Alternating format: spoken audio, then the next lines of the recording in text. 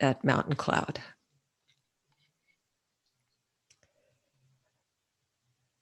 When I heard the news, first on our chat, that Biden had won, I haven't looked into it anymore, but that seems to be the news. What came to mind for us was this story of Mumon, the great master who compiled the Mumon Kan, or Gateless Gate, this amazing collection of koans. And Mumon was a renowned priest in his day, deeply awake. He had this powerful, powerful experience he writes about at the beginning of Gateless Gate. And so apparently there's a drought in a nearby province, really serious. And so they summon, the leaders summon Mumon, this priest, to come and perform rituals to end the drought. So Mumon does. He comes and he goes into the temple there and he sits. He just sits. And the magistrate comes after a while and says, what are you doing? They're expecting him to do all these rituals. He's just sitting. And Mumon responds, silently not influencing anything.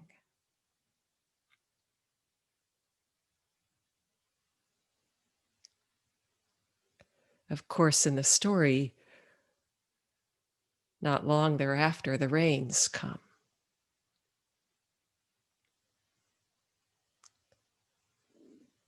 This is our opportunity to sit with things just as they are, silently not influencing anything. As many of you have said, what a welcome time to give ourselves the gift of a weekend, to set aside ordinary activities and really give ourselves fully to exploring this practice, really exploring your own true home. What a welcome time to respond to the Buddha's first instruction. Stop and see. Stop and see. So simple, and yet endowed with the potential to be utterly transforming. We'll be looking into this basic invitation to practice throughout these 2 days. The first step is what we're already about. Here we are, each in your own space, together in our Zoom Zendo, with all that's going on, oh my, in our country and around the globe. It may be clearer than ever how much this practice is needed. We know it. It's certainly clear that we actually cannot practice for ourselves alone.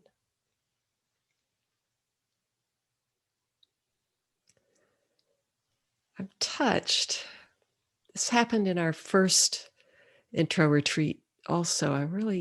The range of experience gathered to sit together, support all around, no matter where you are on the path, long-time sitter, or first retreat, we have the great advantage of being beginners. All beginners. Several mentioned this in your introductions. My favorite line from Suzuki Roshi's classic book, Zen Mind, Beginner's Mind. Beginner's mind is the mind of compassion. So what is beginner's mind? No hindrances, no preconceived notions, no perspective from which to compare, no basis for expectation. Beginner's mind. It's a practice instruction and an expression of the true fact. That's really what this is. We are all beginners, beginning now. Completely new. Infinite possibilities and no knowing. The 13th century Zen master, the great Zen master Eihei Dogen, called this the mind of before knowing. It's very engaging to sit and catch that before knowing. Before knowing.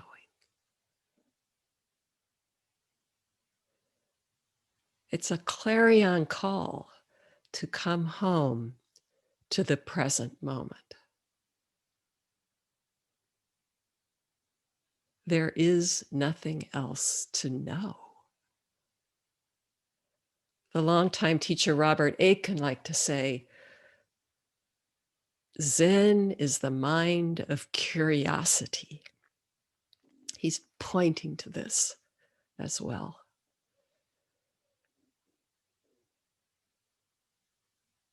So today in this first talk, I'd like to look together at some of the basics of this practice. Again, keep in mind, it's impossible to say or to hear the same thing twice. That's part of the wonder of this beginning.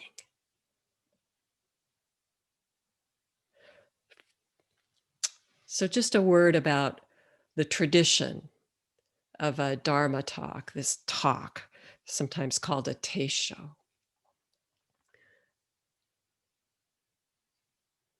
What is conveyed in Zen does not rely on words. One of the four basic attributes beyond words and letters. You've probably heard the saying, words are like a finger pointing to the moon. Words are the menu. We're here to taste the feast. So no need to listen with your discursive mind. No need to remember. And no worries if you don't understand. If something strikes you, just let that resonate.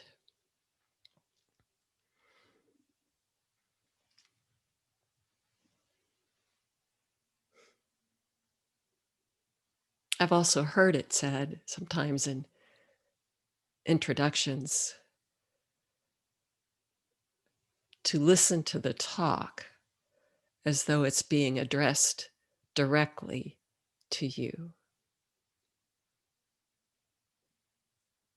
That's true of everything, addressed directly to you. So what is Zen? Zen, Chan, Jhana, Sanskrit, Indian, just meditation, refers to certain kinds of deep meditative absorption. Sometime around the 6th century, that great Indian sage Bodhidharma, who is said to be 100 years old at the time, made the quite treacherous journey across the Indian Ocean to bring the teaching, the Dharma, the teaching traced back to Shakyamuni Buddha, the inheritance Bodhidharma had received, and to bring his state of mind to China. There's a wonderful story about that, many of you know, but he ends up in Shaolin Temple, some call it a cave, sitting facing the wall for 9 years, conveying this to us now. We're actually sitting in Shakyamuni Buddha's sitting, in Bodhidharma's sitting.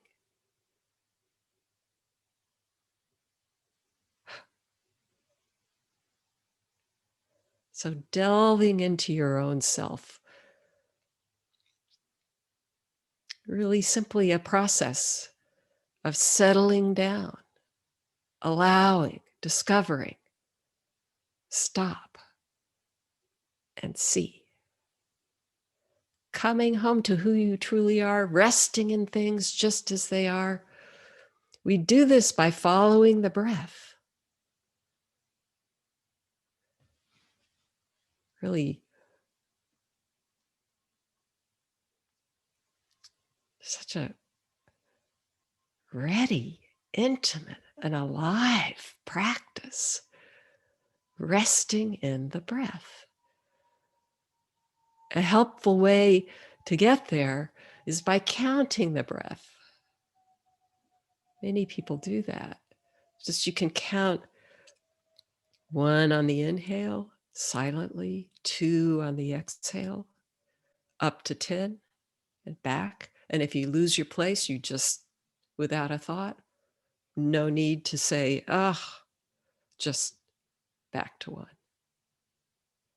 And if that becomes active, it seems too active, you can just count the exhale. Just let the breath and the number merge, meld. Years ago, this brings to mind a story, Ruben Habito, when he was living in Japan, he was asked by a friend and colleague at Sophia University to give an introductory retreat to a group of 60 high school students, these girls who just graduated from high school. So their teacher, as their graduation gift, gave them a weekend session, an introductory session, Friday night to Sunday afternoon. 60 girls, they didn't know anything about sitting for the most part, really, high school. And so they did the introduction, they went through all the sitting, the talks, the guidance. And then at the end, they all sat in a big circle and Ruben asked them to offer their impressions. And, many of the girls mentioned pain in the body, pain in the head, monkey mind, how challenging it was. And 1 or 2 said, I'm really curious about this. I think I'll pursue this. I'm going to keep at this. But there was this one young woman there, when it came her turn, said she was counting her breath. And at one moment, somewhere deep into the weekend, all of a sudden, there was nothing but 3.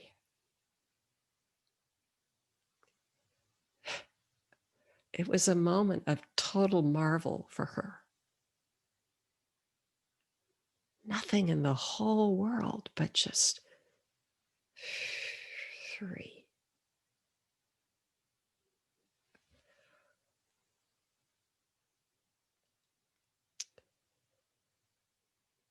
So we taste this by resting, coming home, returning again and again to this moment, sometimes called choiceless awareness.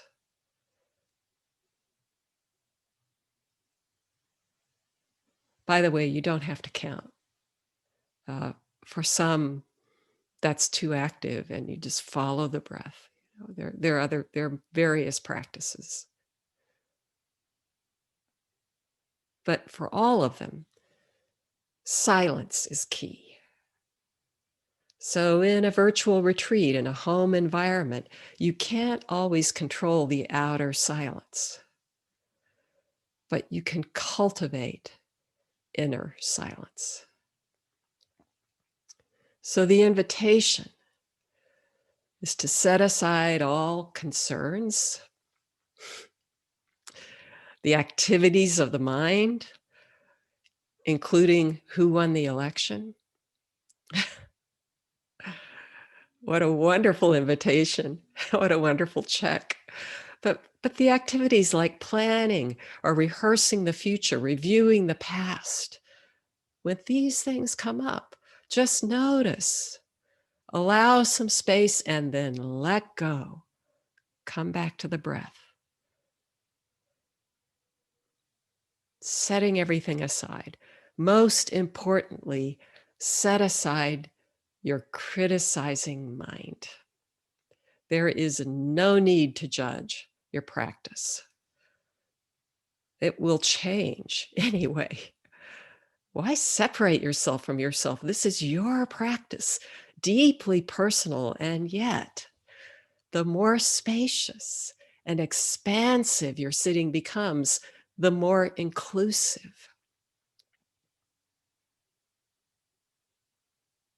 You can start to taste this when you're sitting.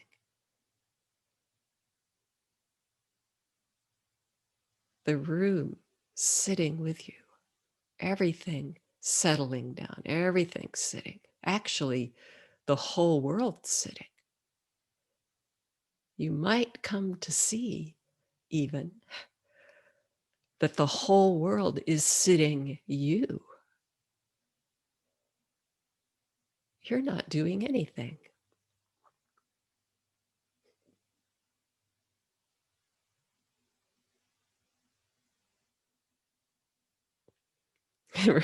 Reuben likes to say, just sit there and do nothing. Dogen called this practice, this zazen, the still, still state, or mountain still sitting. It can deepen and open into even what's called samadhi, this balance, this unification, this equanimity, things just as they are, so spacious, boundless, deep absorption. Students often lament that they've had a very still and deep sit, or maybe a fleeting insight, even an opening experience. How can I get back to that? There's no going back. This practice is about right now. There is nothing else. Only now. Just keep coming home. So the traditional sitting, to sit like a mountain and let thoughts just come and go like clouds. I remember being in session in Germany with this wonderful master, this teacher, Migaku Sato Roshi. And he's giving an introduction, instructions the night before the session formally began. And he said, thoughts are like clouds. Airplanes fly right through them. It was just so wonderful for me because I just flown to Germany, such a visceral sense of that. Yeah. Or Ryon Roshi, who says, there's no point in fighting your thoughts. It's just like shadow boxing. There's nothing there. If your thoughts don't disperse like clouds, if you get caught in a loop, check your body. Is there a body sensation associated with a thought? Maybe a constriction, a little tension. No need to analyze. Allow it. Maybe breathe into it. Allow some space. It might just dissolve on its own. And, if it's persistent, check in with your heart. Whatever's there, allow it. No need to stick to it. Just allow. Just be present. Entrust yourself to the breath. When people ask, what is Zen?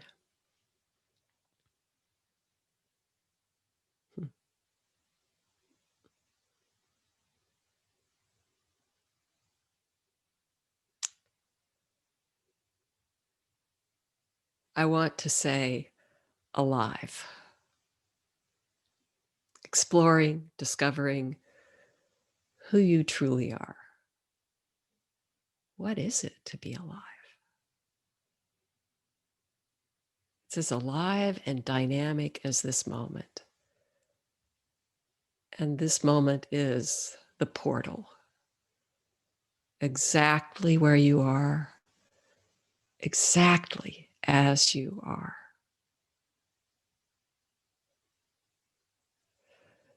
Rubin, I've often heard him say, Zen is awakening to the dynamic reality of the present moment. Awakening to that. Awakening to what's right here. I mean, awakening to the awake.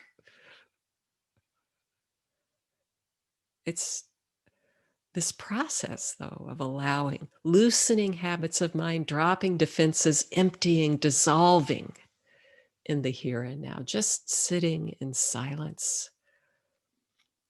It's a solvent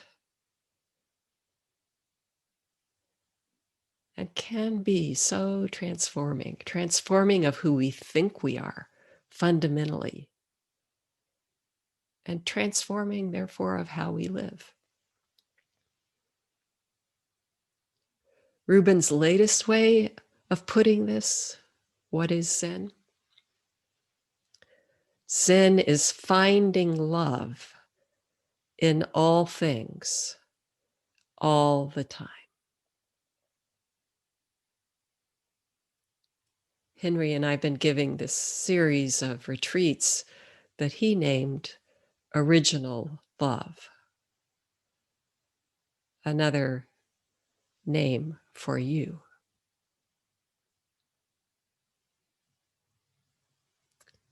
So in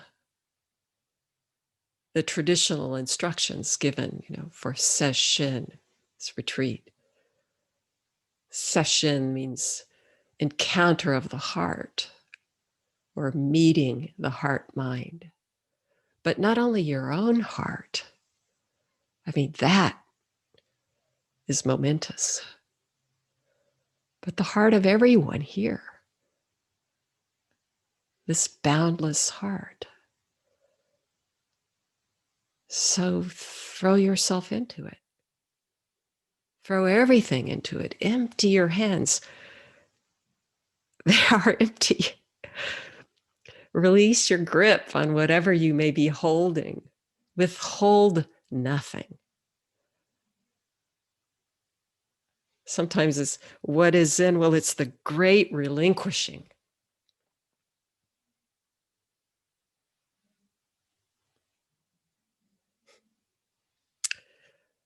So, this inner silence, as much as possible, stop the inner dialogue, stop talking to yourself. And as I said, above all, stop criticizing. It's completely unfounded. And it just doesn't, it's just not needed. Let it go. There's no measure of good or bad. I can do this or I'll never get it. It's irrelevant.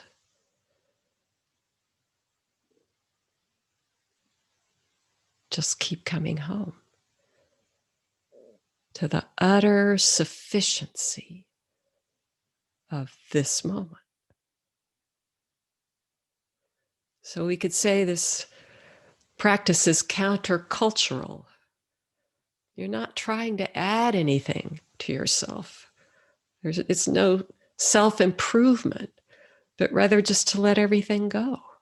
Everything extra, let it go. It might sound fearful, but actually it's a great relief and a great joy.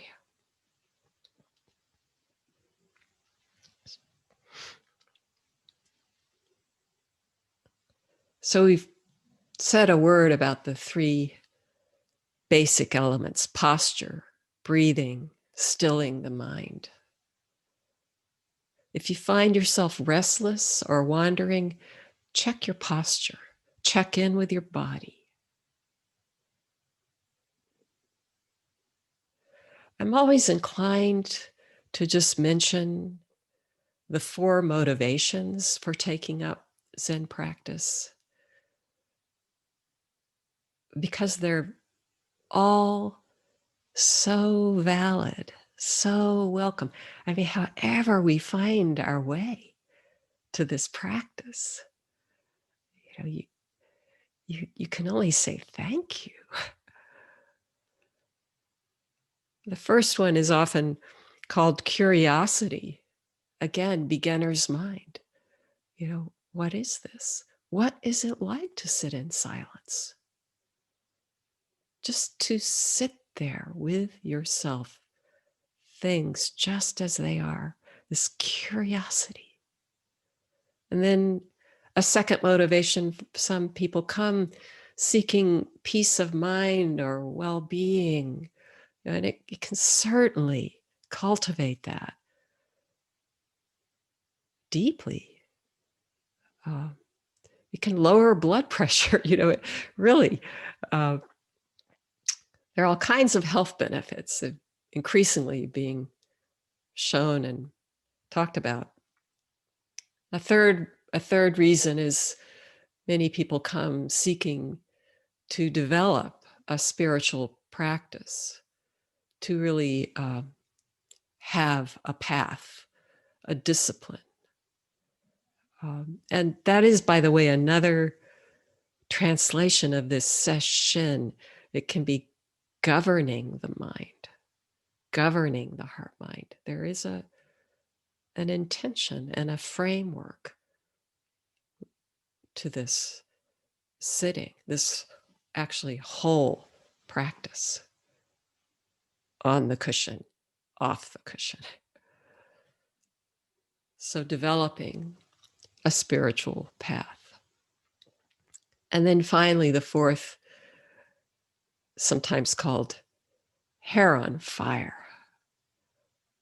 Those burning questions that make one restless until somehow you find that which puts everything to rest. those fundamental questions like, who am I? What is this life? What is it to be truly human? How can I live so I have no regrets at the moment of my death?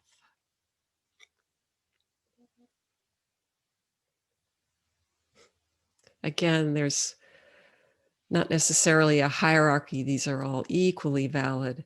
And also our motivations are porous. They can change as the practice develops.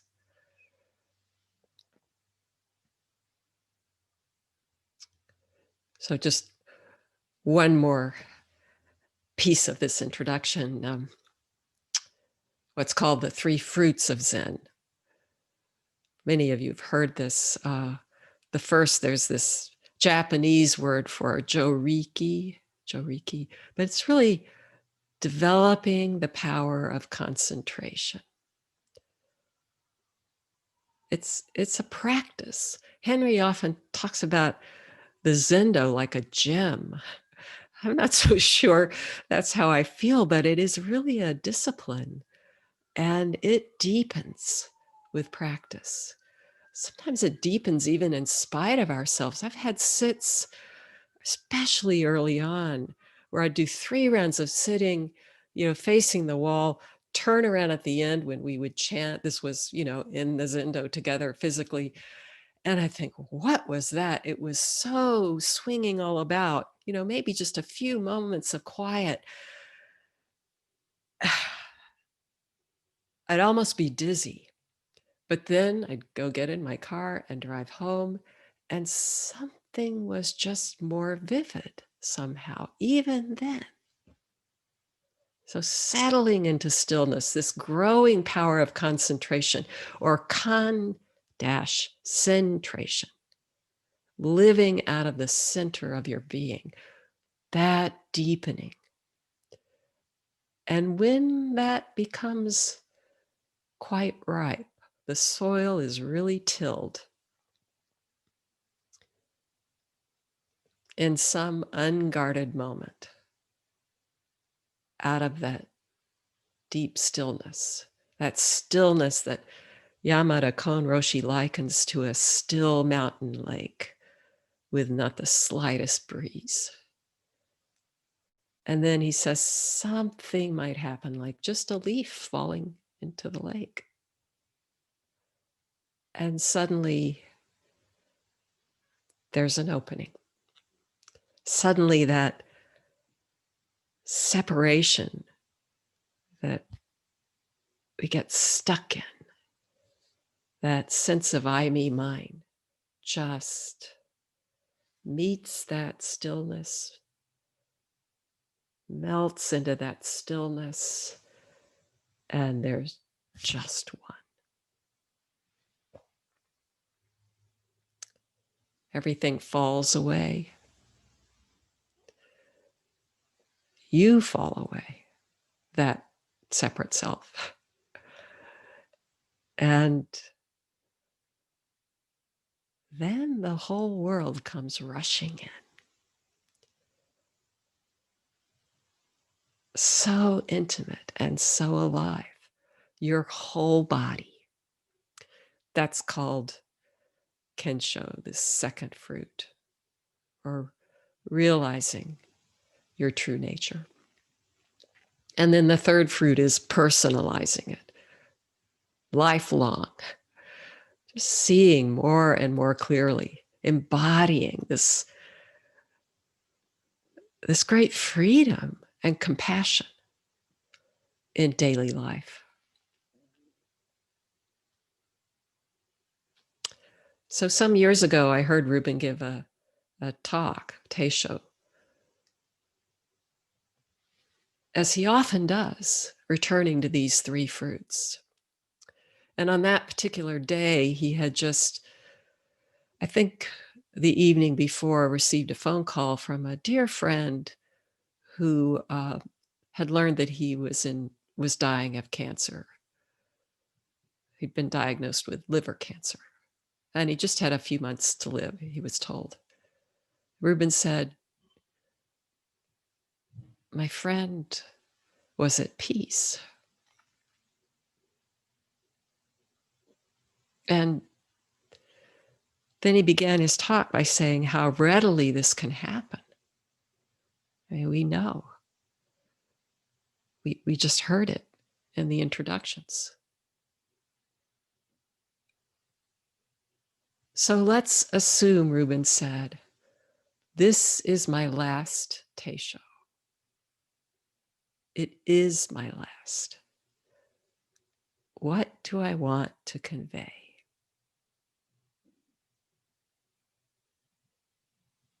Very basic. These three fruits. And on that occasion, he called them the ABCs of Zen. A, this joriki, power of concentration. A, attention. Stop and see. B, unconditional belonging. That's what happens. Unconditional belonging to the one body, one world, one vast, boundless intimacy. This belonging that nothing can divide. And C, compassion, the natural outpouring of this practice. Suzuki Roshi said, treat every moment as your last. It's not preparation for something else. So we might notice in sitting the tendency to want to lean forward into anticipating the next moment, just a little, or hang back, holding on to the past. It's so much more comfortable to live in the present.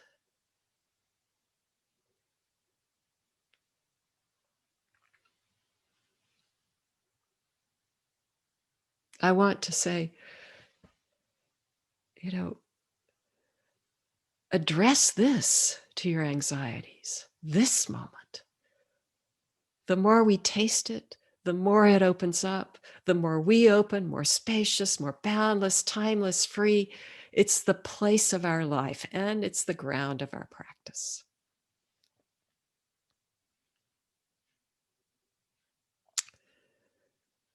So I want us to get to the sitting, and just by way of closing, I'd like to return again to a favorite quote and a poem. Master Wanshi, a great teacher, predecessor of Dogen, who was abbot at the temple where Dogen had a very great awakening, the abbot before Dogen's teacher. And Wanshi taught silent illumination. That's what he called it. And he wrote about wonder. So there's this one line, wander into the center of the circle of wonder.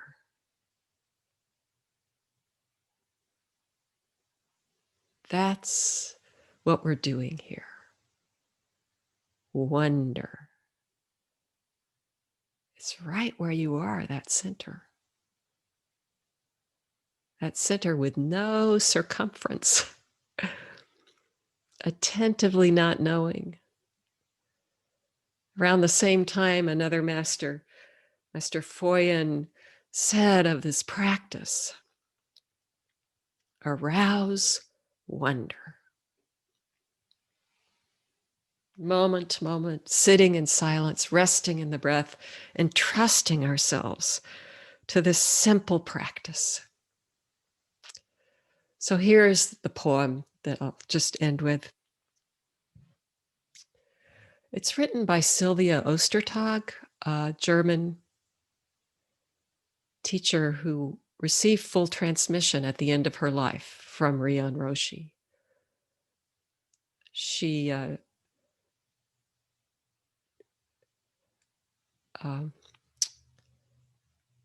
was a remarkably active, lively teacher, just pouring herself out for her students, for the world, her family as well, just helping all of us every time we gathered. And even when not, I felt her support. And she got this diagnosis of stage 4 cancer. She said, while the doctor was looking at all of the sort of marvelous pictures, all these scans, she took a moment to look into her mind. And there, she couldn't find anything. Such peace. So here is her poem, Simple. Sitting in silence means simply sitting here in silence and breathing, letting yourself be. What is difficult about this sitting in silence is that it's so simple.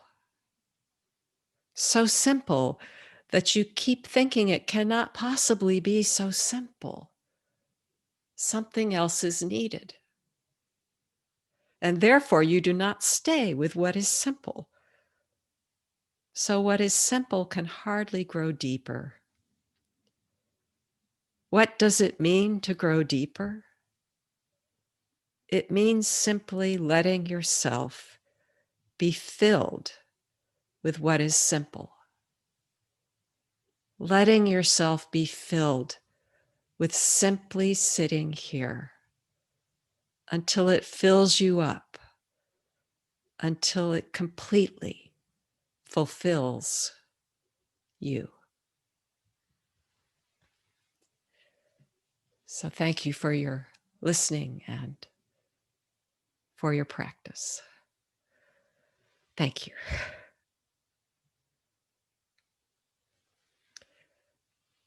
Peg, why don't we have a round of kinhin and then continue with sitting?